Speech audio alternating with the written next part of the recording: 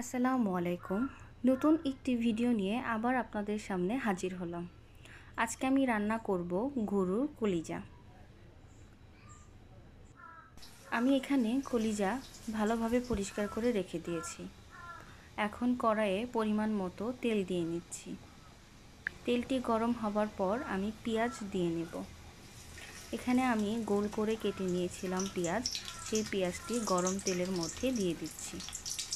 পেঁয়াজগুলো লাল না হওয়া পর্যন্ত ভালোভাবে ভেজে নিতে হবে। আমি পেঁয়াজগুলো ভালোভাবে ভেজে নিব। পেঁয়াজগুলো হালকা লাল হয়ে গিয়েছে এবং ভাজা ভাজা হচ্ছে। আমি এর মাঝে দুটো এলাচ, 2-3 কোয়া দারচিনি এবং সামান্য পরিমাণ আদা কুচি দিয়ে নিয়েছিলাম।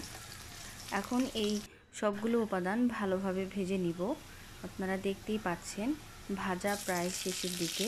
এখন আমি দিয়ে দিচ্ছি সমস্ত উপাদান বাটা এবং এখানে আমি সবগুলো উপাদান একসাথে মিক্স করে নিয়েছিলাম। এখন আমি দিয়ে দিচ্ছি পরিমাণ মতো সজের গুঁড়া। এখন আমি দিয়ে দিব পরিমাণ মতো মরিচের গুঁড়া। তারপর আমি দিয়ে দিচ্ছি পরিমাণ মতো হলুদ গুঁড়া। এই সবগুলো মিশ্রণ উপাদান পরিমাপ মতো দিয়ে নিতে হবে। তারপর আমি দিয়ে দিচ্ছি কাঁচা মরিচ বাটা। আমি সবসময় কাঁচামরিচ বাটাটাই ব্যবহার করি, এতে আমার সব রান্নাতে স্বাদ একটু ভালো আসে। এখন আমি দিয়ে দিচ্ছি পরিমাণ মতো লবণ। এরপর আমি সবগুলো মশলা একসাথে মিক্স করে নিব এবং ভালোভাবে কষিয়ে নিব।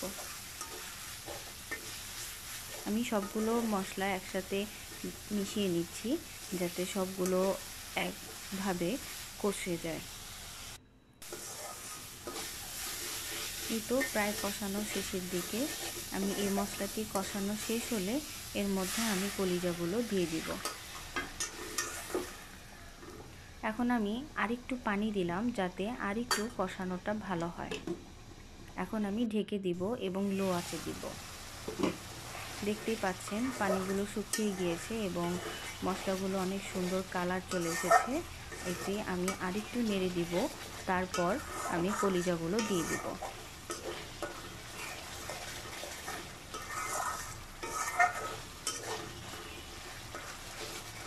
আমি ভালোভাবে নেড়ে নিচ্ছি যাতে মশলাটা ভালোভাবে কষানো হয়। মশলা যত ভালোভাবে কষানো যাবে ততই তরকারি স্বাদ হবে। এখন আমি ধুয়ে রাখা কলিজা এবং ফোপড়াগুলো দিয়ে নিচ্ছি।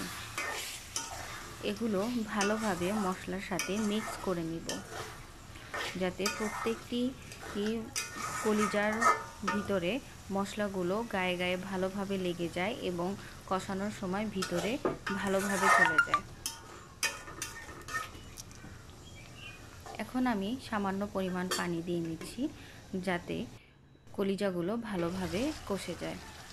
আমি মিডিয়াম আঁচে দিয়ে রেখেছিলাম এবং এর মাঝে আমি 2 বার কলিজাগুলো নেড়ে দিয়েছি যাতে ভালোভাবে কষে যায়।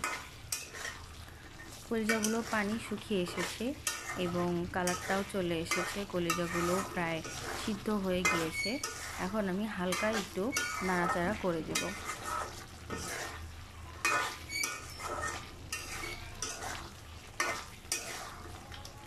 আমি ভালোভাবে নেড়ে নিচ্ছি যাতে কলিজার সাথে মশলাগুলো আরও ভালোভাবে লেগে যায়। এখন আমি কলিজাগুলো জাল পড়ার জন্য পরিমাণ মতো পানি দিয়ে নিব।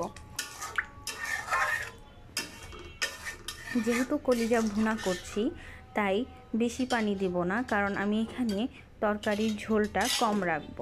এর জন্য অল্প পরিমাণ পানি দিয়ে নিলাম। এখন মিডিয়াম আছে জাল পড়বে। তো দেখতেই পাচ্ছেন জাল হচ্ছে, পানিটাও অল্প একটু কমে এসেছে। আমি আবার একটু নেড়ে চেড়ে দিলাম।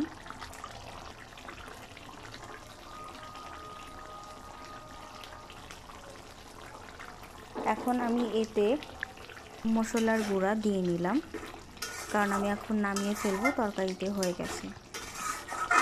আপনারা কিভাবে কলিজা ভুনা করেন তা অবশ্যই কমেন্টে জানাবেন, এবং ভিডিওটি কেমন লাগলো অবশ্যই জানাবেন।